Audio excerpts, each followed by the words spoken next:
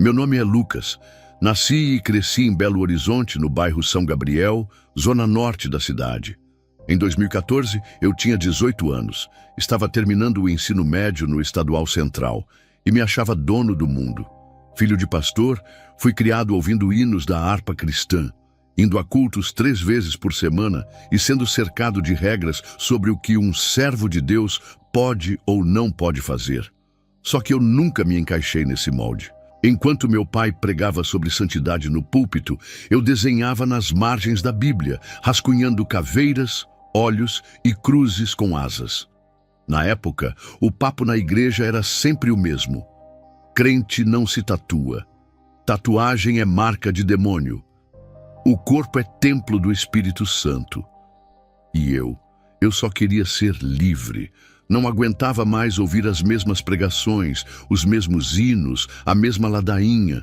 Eu queria ver o mundo, experimentar tudo e, no fundo, eu queria provocar. Eu gostava da ideia de chocar os crentes, de mostrar que podia ser moderno e, ainda assim, de Deus. Foi mais ou menos nessa época que comecei a ver nas redes sociais uns crentes estilosos. Gente tatuada, com piercing, calça rasgada, ouvindo preto no branco e dizendo: Deus vê o coração, não a aparência. Aquilo me impactou.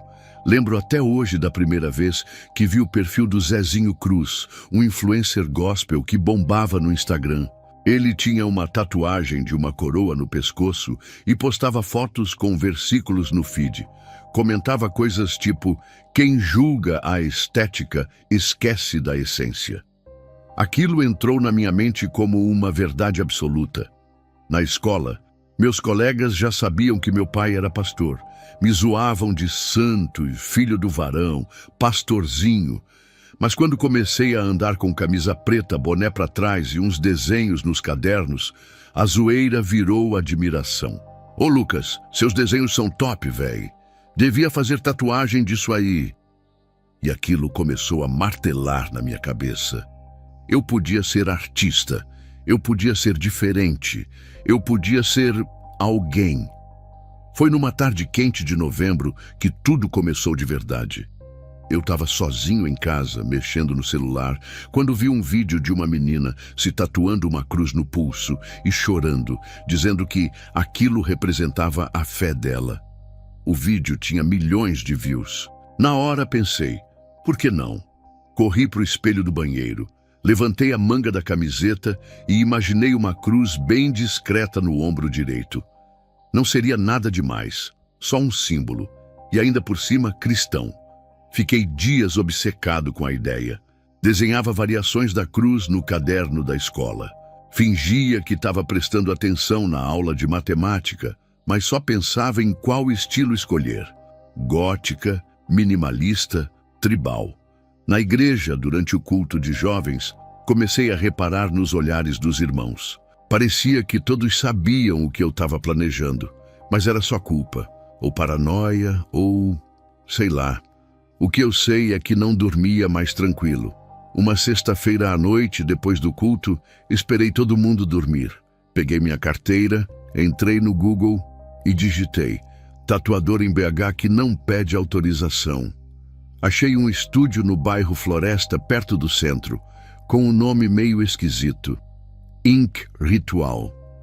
Tinham fotos artísticas, cheias de frases tipo: a pele é o papel da alma. Me senti atraído por aquilo. Era como se eu estivesse sendo chamado. No sábado seguinte, disse para minha mãe que ia estudar na casa de um amigo. Peguei o 9503 e desci perto da Afonso Pena. Andei a pé até a portinha discreta do estúdio. Tinha um cheiro forte de incenso, música ambiente instrumental com sons tribais e um cara magro, de dreads e camiseta regata, que se apresentou como Ramon. Primeira vez? Ele perguntou com uma voz calma. Eu balancei a cabeça. Quer fazer o quê? Mostrei meu caderno, a cruz gótica. Ele sorriu. Simbora. Durante a tatuagem, não senti dor. Senti poder. A cada agulhada, parecia que eu me libertava um pouco mais daquele peso que carregava por ser filho de pastor. Enquanto Ramon fazia o trabalho, ele falava de energia, de alma, de como cada desenho muda a vibração do corpo. Eu nem entendi tudo, mas concordava com a cabeça. Na saída ele disse: "Agora você tem sua marca, só cuidado. Toda marca atrai algo." Voltei para casa com o ombro ardendo e a alma leve. Passei o domingo inteiro escondendo a tatuagem, fingindo dor de estômago para não ir ao culto. Me olhava no espelho e sorria. Me sentia forte, único, moderno. Comecei a seguir mais perfis de tatuados cristãos. Gente que misturava arte com fé, sangue com glória. Era como se eu tivesse encontrado meu lugar, mas algo dentro de mim começou a incomodar. Um sussurro baixinho, uma inquietação. Na segunda-feira, durante o recreio, mostrei a tatuagem para o Caio, meu melhor amigo da escola. Ele arregalou os olhos. "Mano, você é louco! Seu pai vai te matar." Eu ri. "Relaxa, ele nem vai ver." Mas o que eu não sabia era que o Caio era linguarudo e que a cidade inteira era menor do que parecia. No sábado seguinte, na reunião de obreiros, meu pai chamou toda a família para uma conversa. "Lucas, estão dizendo que você fez tatuagem." Meu coração quase parou. Respirei fundo, fingi indignação. "Que isso, pai? Boato besta." Ele me olhou como se visse além da minha pele. "Só cuidado, filho, porque tem coisas que não apagam nem com laser." Na hora, achei que ele estava sendo dramático, mas aquelas palavras iam me assombrar por anos. Comecei a me afastar da igreja aos poucos. Dizia que tinha trabalhos da escola, que estava cansado, mas na real, eu queria evitar qualquer ambiente que me lembrasse da culpa. A cruz que tatuei, que era para ser símbolo de fé, começou a arder toda vez que eu ouvia louvor. Até as músicas de Anderson Freire, que antes me emocionavam, agora me deixavam inquieto. Mas eu resistia. Dizia para mim mesmo que era só fase, que tudo ia se encaixar. Comecei a me vestir diferente. Jeans rasgado, camisa preta, pulseiras. A galera da escola começou a me ver como o crente descolado. E eu gostava disso. Gostava da atenção, do respeito, da sensação de ser notado. Mas em casa, as discussões aumentavam. Minha mãe chorava escondido. Meu pai orava mais alto que o normal, e eu fingia que não era comigo. Aos poucos, fui deixando de orar. A Bíblia ficou empoeirada. O quarto, que antes tinha versículos colados na parede, agora tinha pôster de bandas que falavam de luz e sombras. Eu dizia que era só arte, que tudo era expressão. Mas de noite, deitado, eu ouvia coisas, sons no corredor, portas estalando. Comecei a dormir com fone de ouvido para abafar o silêncio. Até que uma noite eu sonhei com a tatuagem se mexendo. A cruz virou de ponta cabeça. Acordei suando frio, com a camisa colada no corpo. Naquela madrugada, não consegui mais dormir. E pela primeira vez em meses, eu quis orar. Mas as palavras não saíam. Depois daquela madrugada sem sono, as coisas começaram a mudar de um jeito estranho. Eu continuava indo para a escola, postando selfie com filtro sépia e frase de efeito do tipo "Não julgue minha fé pela minha pele." Os comentários vinham cheios de "Sei top demais, amém, mano." Só que por dentro, eu estava estranho. Não conseguia dormir direito, sentia uma pressão no peito às vezes, como se alguém estivesse me observando quando eu ficava sozinho no quarto. Mas é claro, eu dizia que era só estresse. Foi em janeiro de 2015 que fui pela segunda vez ao estúdio do Ramon, lá na Savassi. Dessa vez, ele estava diferente, mais calado. O estúdio tinha mudado também. Agora tinha uma estátua de Buda com colares pendurados e uma vela acesa ao lado. O cheiro era mais forte, uma mistura de incenso com alguma erva que eu não conhecia. A trilha sonora era um som instrumental, com batidas tribais e vozes murmuradas em outro idioma. "É mantra tibetano", ele disse, mexendo em um pote de vidro com um pó preto. "Esse pó aqui é carvão vegetal consagrado. Uso para fechar o desenho com energia espiritual." explicou com aquele jeito místico dele. Eu ri. Tá certo, mestre Jedi. Ele não achou graça. Só levantou o olhar devagar e disse: zombar de rituais é dar acesso a forças que você não entende. Na hora, eu engoli seco, mas continuei fingindo superioridade. Eu queria parecer descolado, inteligente, acima dessas crendices. Dessa vez, escolhi tatuar um desenho mais ousado, uma serpente envolta em um olho que tudo vê, daqueles que eu via estampado em camisetas de bandas e capas de livro. Ramon disse que esse símbolo representava visão interior, despertar, conexão com planos superiores. Me atraiu. Parecia místico, rebelde, profundo. Eu queria isso. Queria parecer alguém que sabia mais do que os crentes da igreja podiam entender. Durante a sessão, algo estranho aconteceu. Quando a agulha passou por cima do olho central da tatuagem, senti um arrepio subir pela espinha. Era como se uma energia gelada estivesse entrando pelo braço. Olhei para o Ramon. Ele estava concentrado, murmurando algo em voz baixa. A luz do estúdio piscou por um segundo. Um dos quadros na parede caiu sozinho.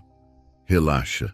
Aqui essas coisas acontecem. É energia se movimentando, ele disse, como se fosse a coisa mais normal do mundo. Saí de lá com o braço coberto por um curativo plástico e um frio no estômago que não fazia sentido. A Savassi estava cheia.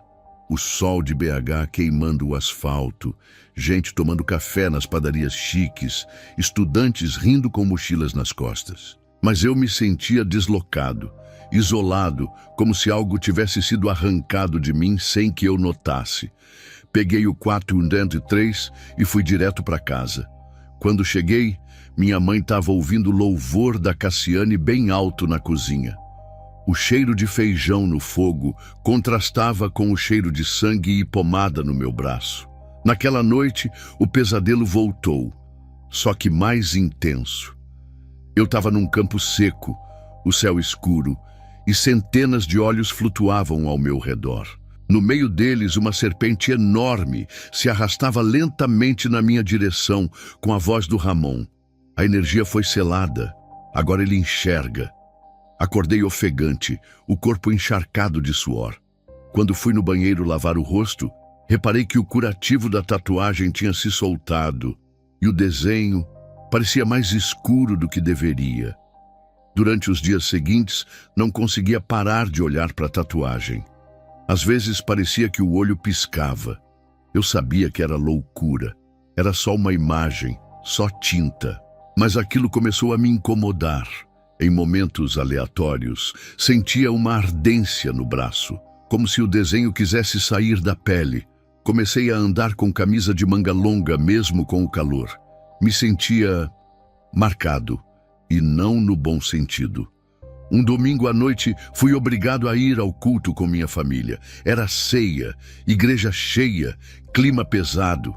Enquanto o pastor falava sobre santidade, comecei a suar frio. Meu braço coçava tanto que eu quase arranquei a manga da camisa. Quando o hino começou, vem, esta é a hora da adoração. Senti uma tontura forte, tudo girava. Tive que sair da nave e correr para o banheiro. Me olhei no espelho. A tatuagem parecia vermelha, irritada, viva. Fiquei sentado no chão do banheiro da igreja por uns 20 minutos. A cabeça latejando, o braço ardendo. De repente, a porta do banheiro bateu sozinha, forte. Me levantei num pulo, o coração disparado. Não tinha ninguém. Olhei para o espelho de novo e vi, por um segundo, uma sombra atrás de mim. Mas quando virei, nada. Me senti ridículo, mas apavorado ao mesmo tempo. Naquela semana, evitei todos os cultos. Inventei trabalhos, visitas, dor de cabeça. Qualquer desculpa servia. Passei mais tempo no estúdio do Ramon, ouvindo ele falar sobre chakras, energia astral, poder da intenção. Tudo isso parecia fazer mais sentido do que o discurso duro da igreja. E ele dizia que algumas tatuagens abririam portas espirituais que a religião tentava trancar. Um dia, ele comentou, tem desenhos que não são só arte, são portais. e me mostrou uma foto no celular dele. Era uma tatuagem gigante nas costas de um cliente com símbolos cabalísticos e inscrições antigas. Esse aqui, por exemplo, só tatuei depois de um ritual de 3 dias. Eu ri, mas por dentro senti um arrepio. Aquilo parecia mais sério do que eu queria acreditar. Na mesma noite, acordei às 3 da manhã com um som no corredor. Algo entre um arranhado e passos arrastados. Me levantei devagar, abri a porta. Nada. Mas o ar estava diferente. Pesado, denso. Uma sensação de que algo tinha passado por ali. Voltei para o quarto e percebi que a tela do meu celular tinha ligado sozinha. Estava aberta na última foto da tatuagem do Ramon, aquela dos símbolos, mas eu não tinha salvo aquela imagem. Fiquei dias com aquilo na cabeça. O braço doía mais do que devia. Não parecia só cicatrização. Comecei a dormir mal, me irritar fácil, afastar os amigos. Quando minha mãe me chamou para orar, recusei com grosseria. Para com isso, mãe. Nem tudo é demônio. Ela apenas me olhou com lágrimas nos olhos. É, meu filho. Mas às vezes é. A terceira tatuagem veio em abril de 2015, num sábado à tarde. O céu de Belo Horizonte estava nublado, aquele clima abafado típico de antes da chuva. Eu estava mexendo no Instagram quando vi uma imagem do Zezinho Cruz, aquele influencer gospel tatuado que eu seguia, com uma nova tatu no braço. Uma palavra em hebraico, estilizada com raios de luz em volta. A legenda dizia: viver é carregar Deus na pele e na alma. Aquilo entrou como flecha no meu peito. É isso, pensei. Vou fazer algo assim também. Fui até o Ramon e mostrei a ideia. Ele sorriu com os olhos semicerrados. Essa palavra aí, vida, né? Confirmei. Tem certeza que quer ela? Perguntou com uma voz lenta. Achei a pergunta estranha. Ué, por quê? Ele deu de ombros. Só acho que a maioria não sabe o que carrega.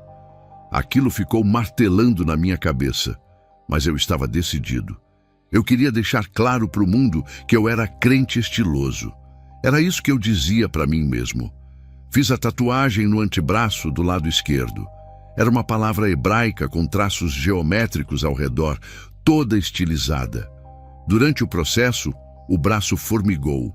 Quando terminou, Ramon disse uma frase que na hora eu ignorei, mas que depois nunca mais esqueci. Tem palavras que selam, e selar é diferente de decorar.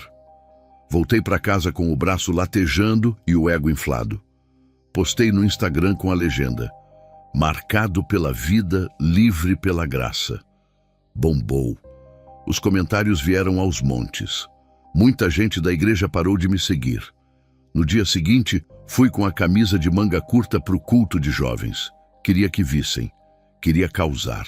Durante o louvor, reparei no pastor Elias, amigo antigo do meu pai, pastor de uma igreja vizinha, olhando fixamente para o meu braço. No fim do culto, ele me chamou num canto. A voz era firme, mas o olhar era piedoso. Você sabe o que tatuou, Lucas? Revirei os olhos. Claro, pastor. Está escrito vida em hebraico. Ele balançou a cabeça lentamente. Essa palavra não é só isso. Em certos círculos ocultistas, ela é usada como parte de uma invocação, uma chave. Eu ri debochado. Tá vendo demais, pastor? Mas algo naquele olhar me desarmou. Ele não estava bravo, estava triste. Cuidado, filho, nem toda liberdade vem de Deus, algumas são laços dourados. Saí bufando. Chamei ele de religioso por dentro. Só que à noite, quando fui pesquisar mais a fundo, achei um artigo em um blog esotérico que falava exatamente daquela palavra. Era usada em rituais da cabala invertida. Não era apenas vida, era parte de um cântico para invocar o portador da luz. Fiquei pálido. Fechei o notebook na hora. Me recusei a acreditar. Coincidência, besteira, fanatismo. Mas o coração batia acelerado. Os olhos ardiam. Dormi mal. Sonhei com letras flutuando no escuro, rodeando meu corpo. Elas queimavam como brasas, e no centro havia alguém. Não via o rosto, só o contorno, mas ele sorria. Um sorriso largo demais. Acordei com um gosto de ferro na boca e a tatuagem pulsando. Literalmente, como se o antebraço tivesse um coração próprio. Passei o domingo inteiro sem comer. Minha mãe notou. "Tá pálido, Lucas. Tá sentindo alguma coisa?" Respondi irritado. "Tô de boa, só cansado." Ela me olhou com aquele olhar de mãe que parece ver a alma. "Você não é mais o mesmo desde que começou com essas marcas." Na segunda-feira, voltei à escola. O pessoal reparou que eu estava estranho, mais calado. Andava olhando para o chão. Caio, meu melhor amigo, puxou o assunto. "Mano, você tá bem mesmo? Nem parece você." Respondi com um sorriso forçado, só cansado. Mas por dentro, eu estava travando uma guerra. Comecei a ouvir vozes baixas, tipo sussurros, sempre que ficava sozinho no corredor. Era como se alguém dissesse meu nome, mas ninguém estava lá. Num desses dias, passei pela feira hippie da Afonso Pena com uns colegas. A gente olhava capas de celular e pulseiras artesanais, quando um senhor idoso me abordou. Tinha barba longa, quipá na cabeça e olhos fundos. Ele apontou para o meu braço e disse em tom grave: "Você sabe o que carrega?" Eu travei. "É só uma palavra: vida." Ele balançou a cabeça devagar. "Esse nome é conhecido nos portões escuros. Eles reconhecerão você." Fiquei gelado.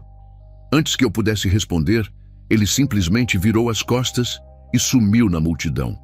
A partir daí, as coisas pioraram. Comecei a ter ataques de pânico, suor frio do nada. O quarto escurecia mesmo com a luz acesa. O braço tatuado doía em momentos aleatórios. Eu ouvia frases em línguas estranhas dentro da minha mente. Mas a parte mais assustadora veio uma tarde em casa, quando coloquei uma música gospel para tocar. Ninguém explica Deus. E a caixinha de som estourou do nada, literalmente. Fumaça e faísca. Corri desligar tudo. O braço latejava, eu tremia. Olhei para o espelho do quarto e juro, por um segundo, eu vi meu reflexo sorrindo para mim. Mas eu não estava sorrindo. Tentei orar. Abri a Bíblia no aplicativo do celular e ela travava. Reinstalei, travava de novo. Tentei usar a versão física que estava guardada no armário, mas quando abri, uma página soltou. Era Apocalipse 13, a marca da besta. Meu corpo inteiro gelou. Comecei a me perguntar se aquilo era só psicológico, ou se, de alguma forma, eu tinha mesmo assinado algo que não entendia. E o pior, achava que estava fazendo por fé. Achava que expressar Deus na pele era uma nova forma de evangelismo. Mas agora, tudo que eu sentia era escuridão. O pastor Elias me procurou de novo. Apareceu na porta da minha casa com um semblante sério. "Lucas, Deus me mostrou teu braço em sonho. Tinha fogo e correntes. Posso orar por você?" Na hora, minha pele arrepiou inteira. Mas eu recusei. "Não precisa, pastor. Tá tudo certo." Ele assentiu. "Nem toda prisão tem grades visíveis, mas a alma sente." Ele foi embora e eu chorei. Pela primeira vez em muito tempo. A primeira vez que acordei sem conseguir mexer o corpo foi numa madrugada de julho de 2015. O frio típico de Belo Horizonte me obrigou a dormir de moletom e coberto até a cabeça. Meu quarto estava escuro, como sempre, e o único barulho era o ventilador barulhento rodando devagar no canto. Mas naquela noite, algo estava diferente. Meus olhos abriram, mas meu corpo não respondia. Tentei levantar, falar, sequer virar o pescoço. Nada. Foi então que ouvi passos, lentos, arrastados, no corredor. A porta do meu quarto, que eu sempre deixava entreaberta, rangeu como se alguém empurrasse com a unha. Meus olhos estavam fixos ali. E então vi um vulto, alto, ombros largos, o rosto coberto por algo como uma máscara, ou talvez tatuagens. A coisa ficou ali, parada na porta, me observando. Meus batimentos estavam descontrolados. Eu queria gritar, mas não conseguia sequer respirar direito. A figura se aproximou devagar, parando ao lado da minha cama. Sussurrou com uma voz grave, profunda, quase dentro da minha mente: "Você é um dos meus." Na mesma hora, senti um calor forte no braço esquerdo, o da tatuagem em hebraico, como se alguém tivesse encostado ferro quente na minha pele. Então, num piscar de olhos, consegui mexer os dedos. Gritei, engasgado, me sentando na cama. O quarto estava vazio, mas o cheiro de enxofre ainda estava lá, denso, quente, como se algo tivesse deixado um rastro. No dia seguinte, acordei com olheiras profundas. Minha mãe me olhou assustada na mesa do café. "Tá doente, Lucas?" Balancei a cabeça sem saber explicar. Foi só um sonho ruim, mas dentro de mim eu sabia. Não tinha sido sonho, tinha sido um aviso, ou pior, uma cobrança. As manifestações começaram a ficar mais frequentes. Aparelhos eletrônicos ligando sozinhos. Meu celular despertava às 3h da manhã, sem eu programar. Um dia, o rádio do carro do meu pai ligou sozinho enquanto estávamos indo para a igreja. Começou a tocar uma música estranha, com uma melodia tribal e vozes que pareciam orações invertidas. Meu pai desligou na hora e fez o sinal da cruz, mesmo sendo evangélico. "Isso é coisa do capeta", murmurou. Na escola, comecei a me isolar. Os amigos comentavam que eu estava estranho, pálido, sempre disperso. Caio, meu melhor amigo, tentou puxar conversa, mas eu me irritei. "Me deixa em paz, velho." Ele se afastou, visivelmente magoado. Me tornei alguém que eu mesmo não reconhecia mais. Não dormia direito. Meus olhos começaram a ver sombras onde não havia nada. E o pior, eu comecei a sentir prazer naquilo. Uma estranha sensação de poder e domínio. Numa madrugada, enquanto tentava dormir ouvindo música no fone, senti algo subir pela cama. Primeiro achei que fosse psicológico. Depois, senti o colchão afundar. Tirei o fone num pulo. Não havia nada. Até olhar para o espelho do armário e ver, por um segundo, meu reflexo olhando diretamente para mim. Mas sorrindo. Eu não estava sorrindo. Fui ficando paranoico. Passei a dormir com a luz acesa. Coloquei versículos na parede, mesmo sem acreditar mais neles. No fundo, era medo. Medo puro. Numa das noites, resolvi tentar orar. Mas toda vez que dizia Deus, a garganta travava. A língua parecia pesada, como se algo me impedisse. Foi quando percebi. Eu tinha entregado algo. Sem perceber, tinha assinado um pacto que agora me prendia. Na semana seguinte, aconteceu algo na igreja que me marcou. Era culto de vigília, e o pastor convidou um grupo de jovens de outra congregação para ministrar. Entre eles estava o próprio Zezinho Cruz, o influencer que eu seguia. Sim, ele mesmo. Eu nem sabia que ele vinha de BH. Quando ele começou a pregar, a atmosfera na igreja mudou. Ao invés de exaltar a Deus, ele falava sobre aceitação, liberdade, viver sem culpa. Alguns jovens choravam, outros dançavam, mas no final, algo estranho aconteceu. Durante a oração, ele caiu no chão, começou a se contorcer e rosnar. Os obreiros correram para tentar segurá-lo. O pastor impôs as mãos e orou em línguas. O grito que saiu de Zezinho foi gutural, animalesco. "Ele é nosso, todos eles são." Aquilo me paralisou. Era como se o próprio inferno estivesse respondendo. Depois disso, fiquei 3 dias sem sair do quarto. Jejum? Não. Medo. Total. Trancado. Com medo de dormir. Medo de ver. Medo de ser levado. Numa dessas noites, a tatuagem do olho no braço ficou avermelhada, inchada. E por segundos, eu juro que vi ela piscando. Me sentia como alguém que havia cavado o próprio buraco e agora não sabia como sair. E quanto mais eu tentava negar que algo espiritual estava acontecendo, mais as manifestações se intensificavam. Comecei a perceber que os sussurros tinham nomes. Às vezes chamavam Lucas. Outras diziam palavras em línguas que meu ouvido não conhecia, mas minha alma entendia. Numa madrugada chuvosa, minha mãe entrou no quarto sem bater, chorando. Sonhei com você preso num buraco escuro, coberto de marcas. Lucas, volta para Deus, meu filho. Eu quis abraçá-la, mas minhas mãos tremiam. O quarto inteiro parecia pulsar. Era como se não estivéssemos sozinhos ali. Olhei para o canto e vi, de relance, a mesma figura da primeira noite. Alta, imóvel, assistindo. Era agosto de 2015, fim de tarde, céu nublado sobre Belo Horizonte. Eu saí da escola mais calado que o normal, ouvindo música no fone e ignorando o mundo ao redor. A mente estava carregada, as vozes estavam voltando. Meu braço tatuado doía como se tivesse sido cortado. A imagem do olho parecia mais escura, mais profunda. Ramon tinha dito que essa dor era a resistência da carne à transformação espiritual. Eu fingia que acreditava, mas no fundo, eu estava com medo de estar enlouquecendo. Naquela noite, teve uma festa de galera alternativa no bairro Floresta. Caixas de som no chão, luzes de LED roxas, tatuadores, poetas, grafiteiros, todos reunidos.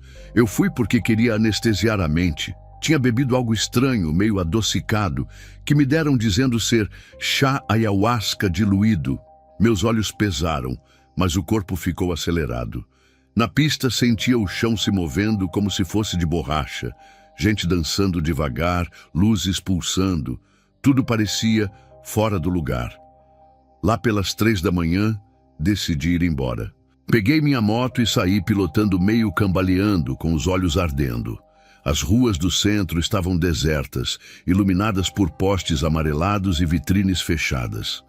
A cidade parecia um quadro surrealista. Ao dobrar a esquina da Rua da Bahia com a Avenida Brasil, um carro saiu do nada. Eu puxei o freio, mas era tarde. O impacto foi seco. Eu fui lançado longe. Por um instante, tudo ficou preto. Silêncio absoluto. Então, abri os olhos e vi meu próprio corpo estirado no chão, sangrando. Gente correndo, um senhor gritando por socorro, o capacete arrebentado, mas eu estava acima disso tudo como se fosse feito de fumaça. Olhei minhas mãos, transparentes, leves. A cidade parecia distante, abafada, como se eu estivesse vendo debaixo d'água. Senti então uma força me puxando para cima, como um vento suave, mas constante. Não era paz, era vazio, frio. E quanto mais eu subia, mais escuro o céu ficava. De repente, ouvi um som seco, como unhas raspando em ferro. Olhei para o lado e vi algo vindo, algo grande, com asas de morcego e tatuagens acesas pelo corpo inteiro. A pele era negra como carvão, os olhos, 2 buracos ardendo. Ele sorria. A entidade se aproximou rápido, me envolveu com os braços e disse com uma voz que parecia vir de dentro do meu crânio: "Você assinou com tinta, sua alma já tem dono." Eu tentei gritar, mas não saía som. Debatia, mas era como brigar com o próprio ar. Comecei a ser puxado para baixo, como se o chão tivesse virado um abismo. À medida que descia, via rostos gritando, gente tatuada, com piercings, roupas modernas, chorando, gritando por socorro. Um garoto com o rosto cheio de letras hebraicas gritava, mas era só estilo. Outro, com asas tatuadas nas costas, estava preso a correntes e sendo arrastado por serpentes com olhos humanos. O cheiro de carne queimada misturado a enxofre invadiu meus sentidos. Não era alegoria, era real e era infernal. Senti então que havia mais entidades ao redor. Algumas apenas observavam, outras riam alto. Uma delas sussurrou: "Você zombou do altar, agora pagará o preço." Comecei a chorar, não com lágrimas. Era como se minha alma sangrasse.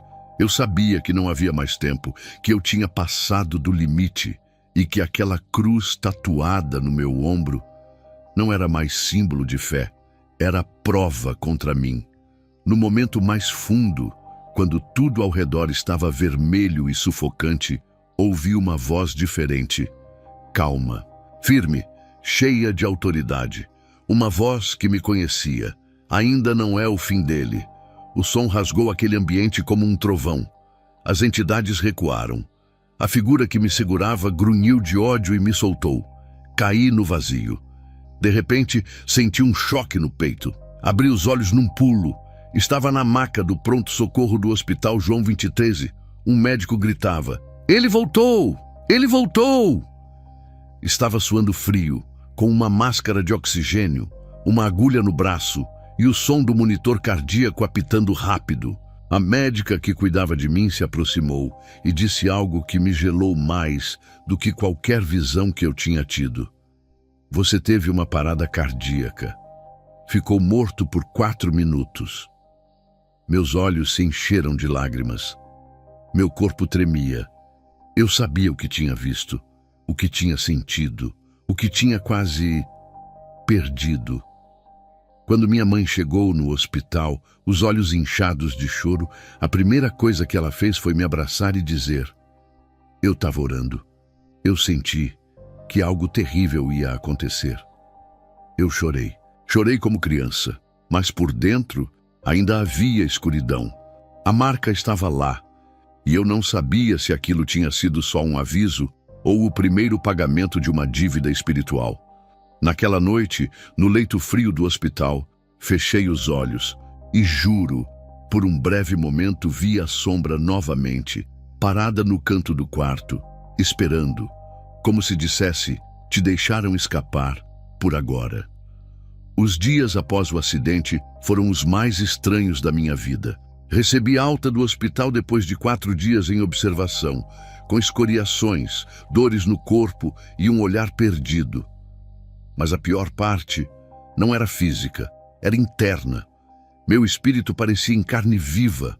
A luz do sol doía, os barulhos da rua me incomodavam. E minha mãe, sempre chorando, sempre orando alto pela casa, só fazia a pressão aumentar. Na primeira noite de volta, deitei na cama com o quarto em penumbra, como sempre fazia. Mas o sono não veio. Fiquei encarando o teto, com o som distante da televisão da sala, minha mãe vendo o encontro com Fátima Bernardes, como pano de fundo. Quando fechei os olhos, pensei que ia sonhar.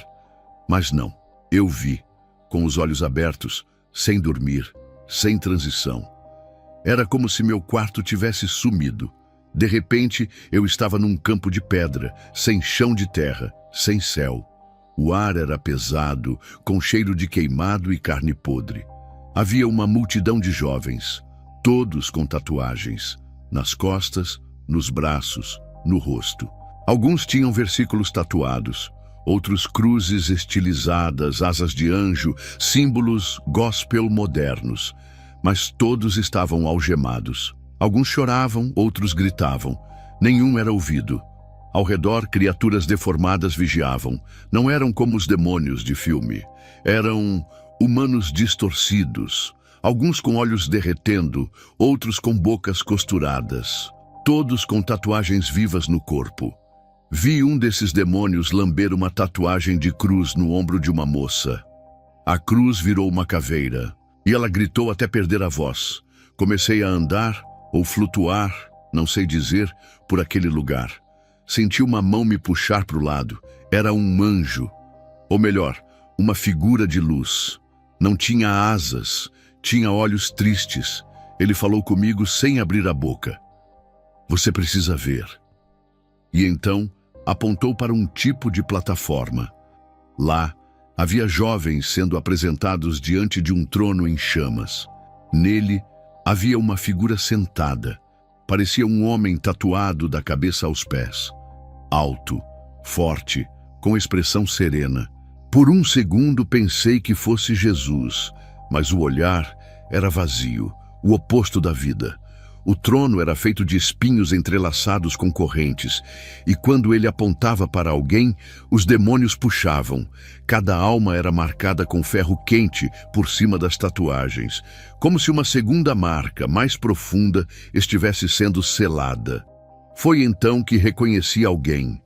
Meus olhos congelaram. Era o Zezinho Cruz, o influencer gospel tatuado que eu seguia. Estava lá, de joelhos, chorando, com a camiseta rasgada, expondo o peito tatuado com a frase "Sou propriedade do rei". Um demônio zombava: "Qual rei, seu palhaço? Você nunca serviu o nosso inimigo, só se vestiu como ele". O demônio cuspiu na tatuagem, que queimou e se desfez como papel. O anjo me olhou e disse: "Nem tudo que parece luz vem do alto, e nem toda marca é só tinta. Muitos fizeram alianças pensando estar servindo a Deus". Meu corpo tremia, meu coração doía, e no fundo, eu sabia, eu era um deles. Vi um garoto tatuado com letras hebraicas sendo jogado num rio de sangue fervente. Outro com uma tatuagem de leão, igual a que eu quase fiz, sendo carregado por demônios com cabeças de cordeiro e garras afiadas. Um deles sussurrou ao meu ouvido: "Você é o próximo". Voltei para meu quarto num susto. Estava suando, com o corpo tremendo.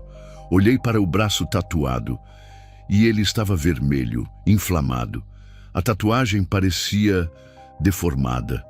Corri para o banheiro.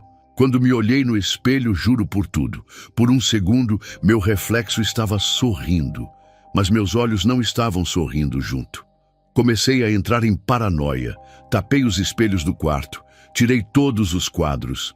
Dormia com a Bíblia aberta no Salmo 91, mesmo sem conseguir orar. Naquela noite, a televisão ligou sozinha às 3 da manhã, passando um culto antigo do pastor Marco Feliciano.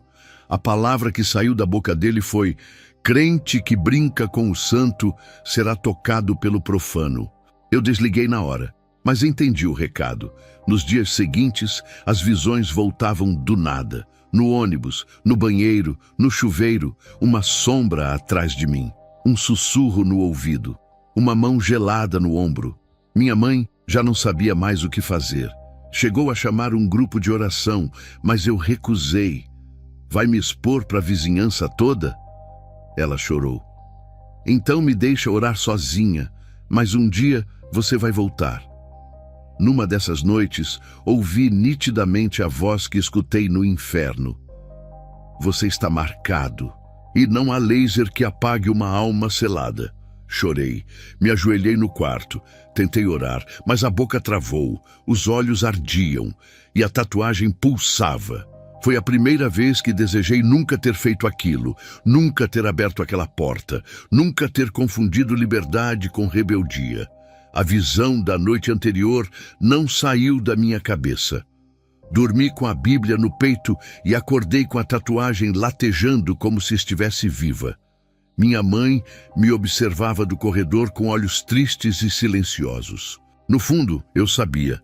Ela sentia que algo estava me puxando, algo que nenhum remédio, culto ou conselho parecia alcançar. E por dentro, uma voz insistia: "Você precisa ver mais". Naquela madrugada, não consegui dormir. Fiquei andando pelo quarto, do lado para o outro, suando frio mesmo com o ventilador ligado. Por volta das 3h27, uma tontura me tomou. Me apoiei na parede. O quarto escureceu, literalmente. As lâmpadas se apagaram. O ventilador parou. Meu corpo travou e os sons sumiram. Era como se o tempo tivesse congelado. Pisquei. E então, tudo mudou. Quando abri os olhos de novo, estava em outro lugar. Um espaço gigantesco, escuro, com paredes cobertas de estantes enormes, como uma biblioteca infinita, mas sem livros. Nas prateleiras, havia peles. Pedaços de pele tatuada. Algumas ainda pingavam sangue. Outras pareciam vivas, se contorcendo. E cada uma delas tinha um nome marcado abaixo, em placas metálicas antigas. Era uma sala de registros, mas não celestial. Aquilo era um arquivo do inferno. Senti minha respiração falhar. Tentei gritar, mas a garganta secou. Foi então que uma figura surgiu à minha frente. Não andou, flutuou. Era alta, sem rosto definido, com a pele negra e rachada como carvão em brasa. O corpo todo coberto por tatuagens douradas que pulsavam.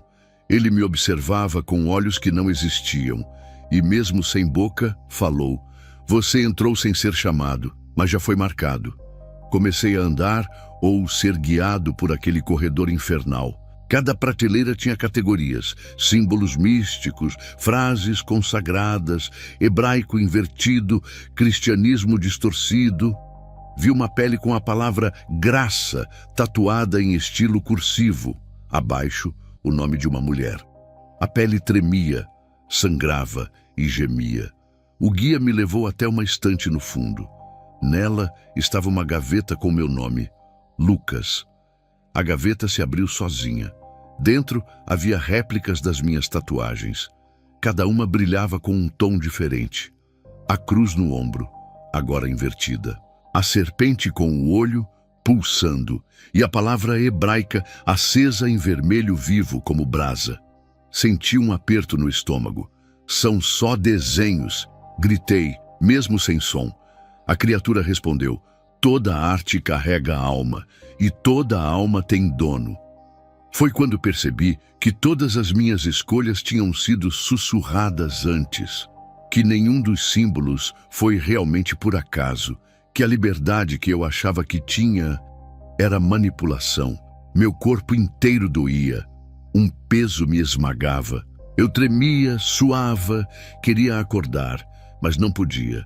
O guia me levou até uma nova ala, os que ainda não sabem. Lá vi tatuagens recentes, recém-feitas, ainda frescas. Vi uma cruz com um leão estilizado, um anjo com espada. Frases como "Jesus é meu salvador" em letras góticas. O guia explicou: "A religião moderna nos abriu as portas. Eles chamam de arte, nós chamamos de contrato." Senti náuseas. Me ajoelhei, gritei por Deus em pensamento, mas o guia se aproximou e tocou meu peito. A dor foi insuportável. Vi flashes da minha infância, o batismo, o primeiro louvor, a oração da minha mãe.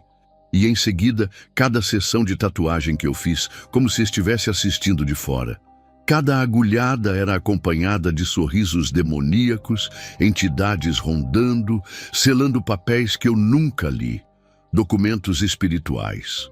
No final do corredor havia uma porta de ferro enferrujada trancada com correntes. Uma voz feminina do outro lado gritava: "Me solta, eu só queria mostrar minha fé." O guia tocou na porta e disse: "Ela nos pertence, como você, se continuar no caminho." Uma sombra saiu da parede e me cercou. Ela tinha a minha voz, meus traços, mas os olhos eram negros e a tatuagem no braço dela piscava como um neon de boate. "Você não precisa voltar. Aqui você é visto, admirado, aplaudido." Eu tremia. Comecei a orar, fraco, tímido. As palavras saíam partidas, hesitantes, mas saíam. A criatura recuou um passo. A sombra sumiu. O guia se desfez em poeira preta. Um vento forte me empurrou para trás. Caí. E acordei na minha cama, com a luz do sol entrando pelas frestas da janela. A tatuagem no meu braço estava ardendo como brasa. Levantei, fui até o banheiro, me olhei no espelho e percebi. O desenho do olho tinha se tornado diferente. Estava mais profundo, com traços que eu não lembrava de ter pedido. Ali, pela primeira vez, entendi que minha pele não era mais minha. E que alguém a havia usado como mapa, como portal, como entrada. E pior, eu deixei. Depois daquela madrugada na sala das tatuagens consagradas, nada mais parecia real. Acordava com o corpo tremendo, sentia frio mesmo no calor. Minha mãe já evitava me fazer perguntas. Só orava baixinho, com a porta do quarto entreaberta, ajoelhada ao pé da cama, quase sempre com os olhos vermelhos. "Livra o meu filho, Senhor." Era tudo o que eu ouvia. Comecei a andar como um zumbi. Os dias passavam sem que eu percebesse. Às vezes, via vultos no canto do olho. Outras, sentia a casa inteira estremecer, mesmo com tudo parado. Numa dessas noites, enquanto folheava a Bíblia sem saber onde ler, pedia em pensamento: Deus, se ainda me escuta, me mostra. Na mesma hora, uma tontura me tomou. Não foi sonho, foi algo mais. Fui arrancado do meu corpo. Me vi em pé, numa sala branca e gigantesca. Não havia teto nem paredes, só luz. No centro, um trono enorme, resplandecente, impossível de olhar por muito tempo. Ao redor, filas e mais filas de jovens, todos vestidos de forma moderna, com tatuagens visíveis, semblantes confusos. Alguns seguravam bíblias, outros celulares, mas todos tinham o olhar perdido e todos tremiam. Um a um iam sendo chamados. Quando se aproximavam do trono, uma tela se abria no ar. Nela, cenas da vida de cada um apareciam. Cultos, posts nas redes sociais, frases como Deus me ama como sou. Não é a tatuagem que define minha fé, liberdade em Cristo. Mas junto com isso, vinham outras imagens, pensamentos secretos, zombarias internas, orgulho, arrogância, postagens buscando curtidas, pregações vazias feitas só para engajamento. Quando a tela apagava, uma voz, que não era grito, mas retumbava como trovão, dizia: rebeldia. A palavra ecoava como sentença. Alguns tentavam justificar. Mas eu falava de ti. A voz respondia, falava de si mesmo. Outros diziam, minhas marcas eram por amor. E a voz dizia, seus traços exaltavam sua imagem, não a minha. Chorei. Caí de joelhos, senti o peso de cada frase. Me lembrei das minhas postagens, das selfies mostrando a tatuagem com legenda bíblica, das vezes que zombava do pastor dizendo que ele era quadrado, das conversas com Ramon, rindo dos crentes caretas. Meu peito queimava de vergonha. Foi então que a voz falou comigo diretamente. Lucas, olhei para o alto, trêmulo. O que você fez da liberdade que te dei? Minha boca não se abria. Eu tentei explicar, mas tudo parecia tão pequeno, tão ridículo. A voz continuou. As marcas do corpo foram o reflexo da alma. Suas escolhas revelaram sua adoração, e ela não era a mim. Fui tomado por um desespero que nenhuma palavra pode descrever. Senti meu corpo, ou espírito, desfalecer. Era como se o chão se abrisse me puxando. Clamei, Senhor, apaga minhas marcas internas, me dá uma chance.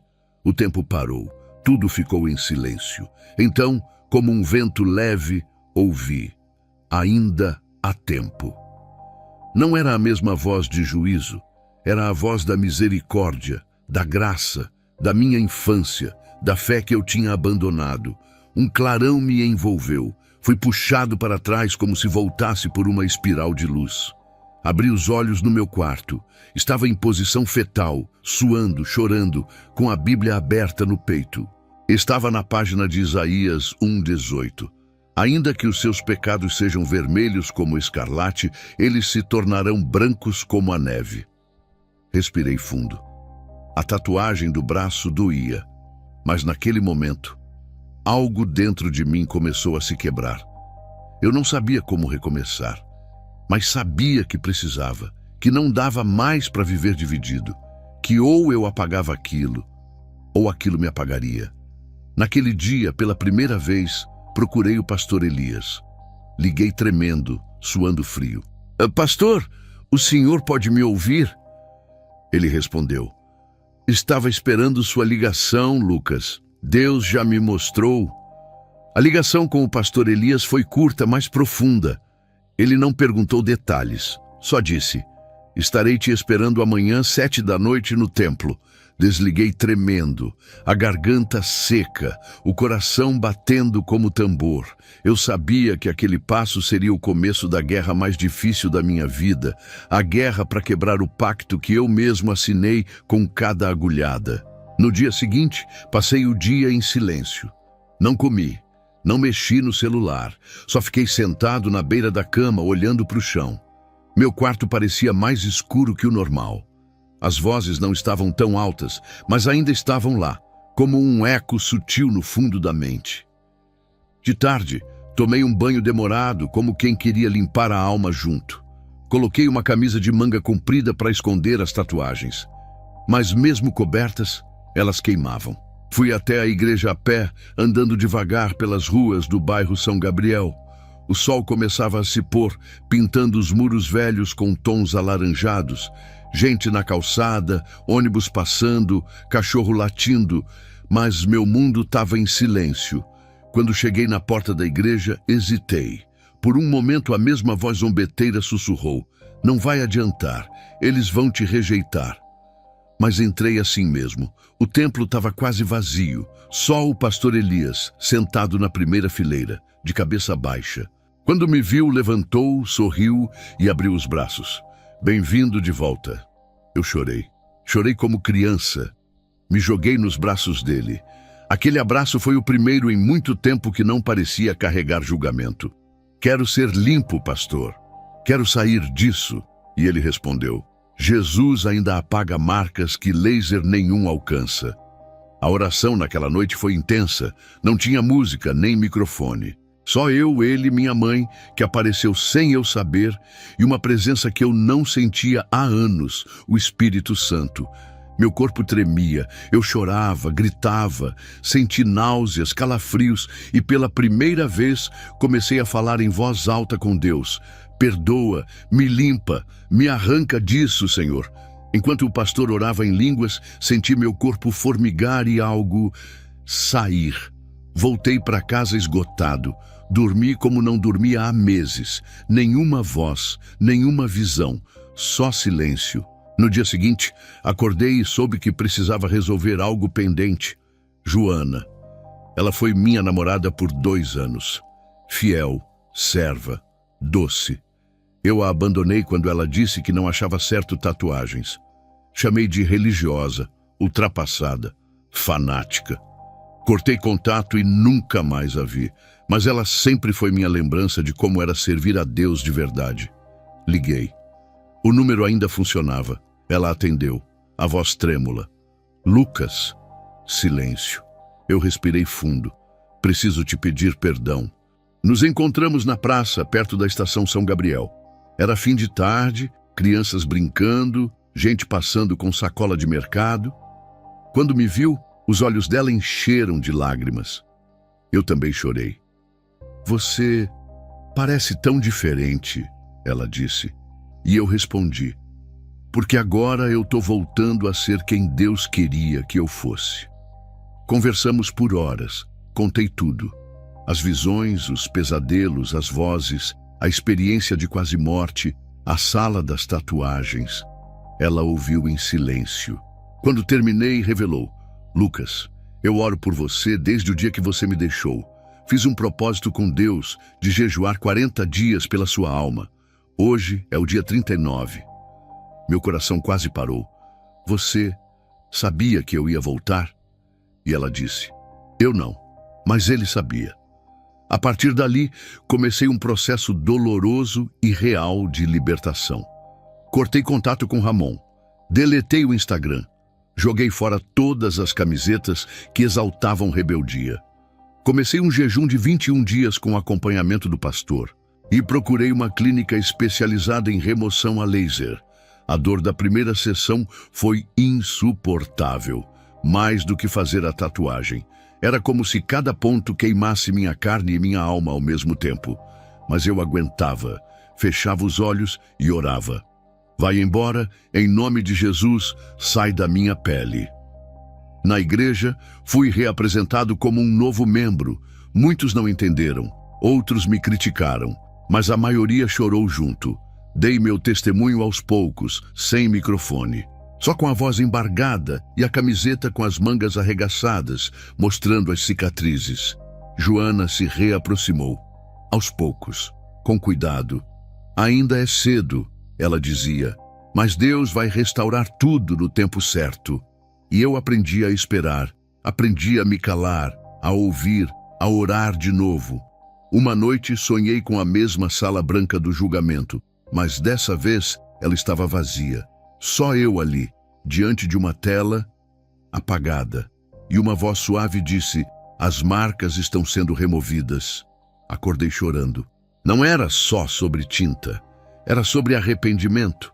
Era sobre voltar. Hoje, quando eu subo num altar, não escondo mais o braço. Não uso mais manga longa para disfarçar a pele marcada. Eu arrego as mangas. Eu mostro. Eu aponto para cada cicatriz e digo: isso aqui foi onde o diabo me marcou, mas aqui também é onde Deus tocou.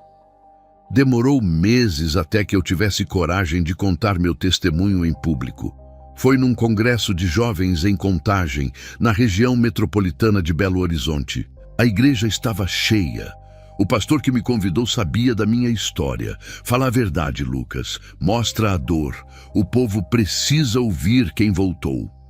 Eu subi nervoso, com a Bíblia na mão, a voz tremendo e o corpo suando.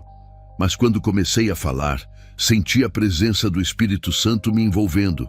Contei tudo, desde a primeira tatuagem escondida no ombro, até o dia que vi o inferno com meus próprios olhos. As risadas dos demônios, a sala das peles tatuadas, o tribunal de Deus. As palavras da sentença: rebeldia, orgulho, vaidade. E no final o grito de misericórdia: ainda há tempo. A igreja chorava. Jovens se ajoelhavam espontaneamente no altar. Um rapaz tatuado com versículo no pescoço caiu em prantos dizendo: eu também achei que era só arte. Outro, com uma tatuagem de leão, desabou: eu zombava dos caretas, mas eu sou escravo da imagem. E foi ali que entendi. Deus não me resgatou só para eu sobreviver.